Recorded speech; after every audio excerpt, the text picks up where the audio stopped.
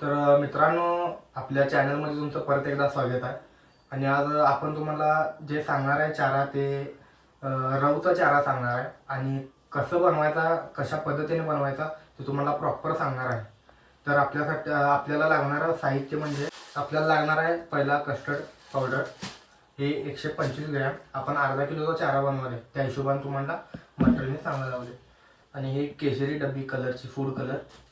परत आपल्याला अर्धा किलो मका लागणार आहे, तुकडा मका, 2 केळी आणि गहू भुस्सा तुम्हाला कुठं पण भेटून जाईल. आणि हे आपलं राईस पॉलिश पावडर.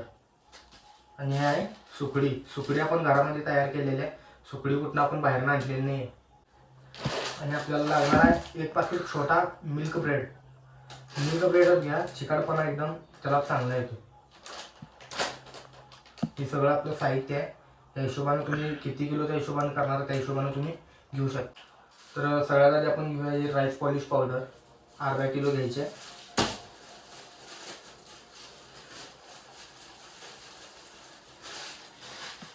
तर त्यानंतर घ्यायचं आपल्याला कस्टर्ड पावडर 125 ग्रॅम.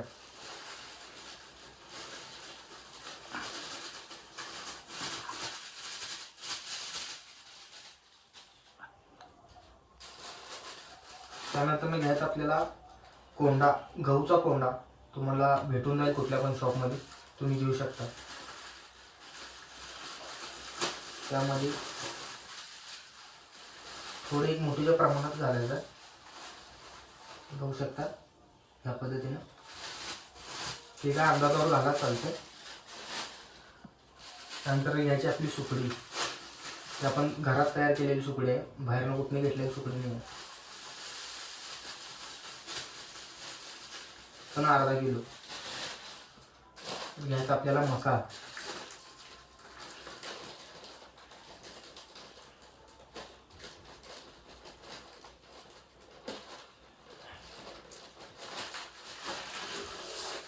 मका पण अर्धा केजी आहे.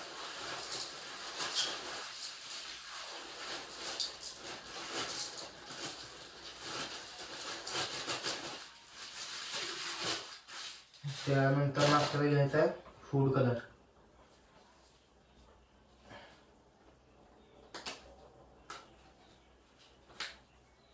अशी डबी भेटून जाईल तुम्हाला 10 रुपयाला.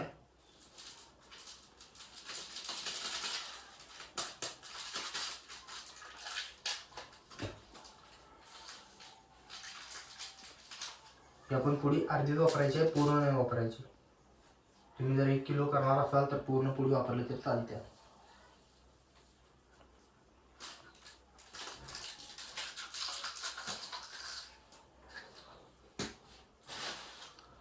याला एकदम ह्याच्यामध्ये जरा असं मिक्स करून घ्या. हे पूर्ण मिक्स झालं पाहिजे संपूर्ण. अजून ह्याच्यामध्ये 2 गोष्टी आपल्याला टाकायच्या आहेत, ती तुम्हाला लास्टला सांगणार आहे.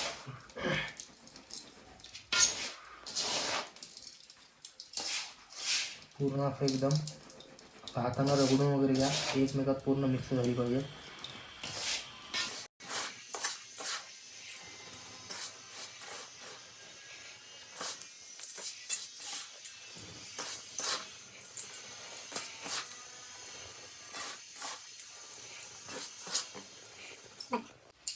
तरी बघू शकता आपली चारा मिक्स झालेला आहे.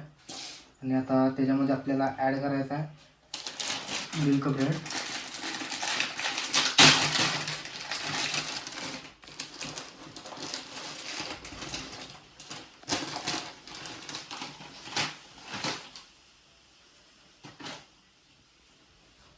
हे तुम्ही हातानं पण करू शकता.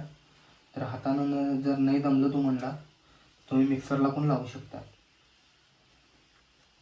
हे हातानं सहजमध्ये असं हातानं बारीक होऊन जाते. जर तुम्हाला जमलं नाही तर तुम्ही मिक्सरला लावून करू शकता.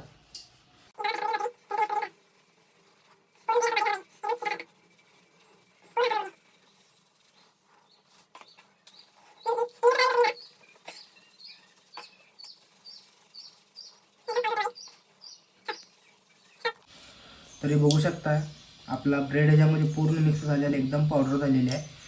आता त्याच्यामध्ये आपल्याला अजून एक गोष्ट ॲड करायची आहे, ही म्हणजे केळी, ती कशी ॲड करायची तुम्हाला दाखवतो. ही केळी घ्यायचं आहे, एकदम पिकलेलं केळी घ्या चालतंय. हे आम्ही बळून काळी झालेली केळं आणलेली आहेत.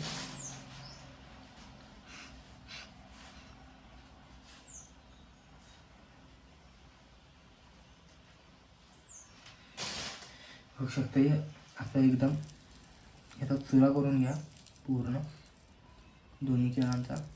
अर्धा के जी करत असला तर 2 केळी, 1 के जी करत असला तर 4 केळी लागणार आहे. तर ह्याला एक काम करायचं आहे, एकदम असं हे करून आहे ना पूर्ण असं मिक्स करून घ्यायचं आहे. पूर्ण चाऱ्यामध्ये असं रगडून घ्यायचं, पूर्ण चाऱ्यामध्ये मिक्स झालं पाहिजे.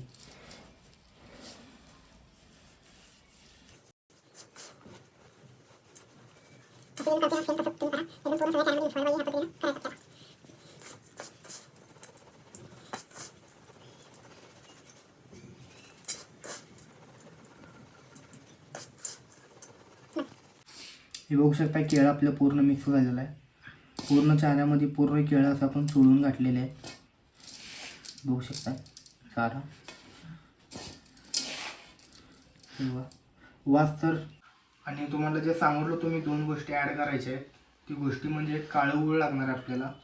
1 लिटर पाण्यामध्ये पावशेर गूळ टाकायचा आहे, त्याला उकळून घ्यायचा आहे. आणि एक अर्धा चमचा त्यामध्ये हिंग टाकायचा त्या पाण्यामध्ये आणि त्याला उकळून घ्यायचं आहे. ते उकळून झाल्यावर इकडे दाखवतो कसं होतं. बघू शकताय हे असं होतं आहे.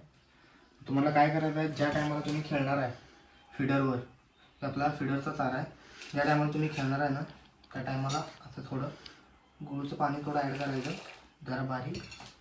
आणि ह्याला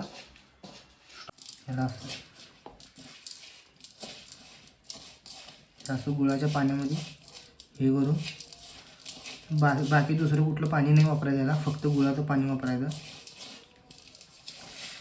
बघू शकता फिडरला तुमचा असा लड्डू तयार होऊन जाईल. बघू शकता.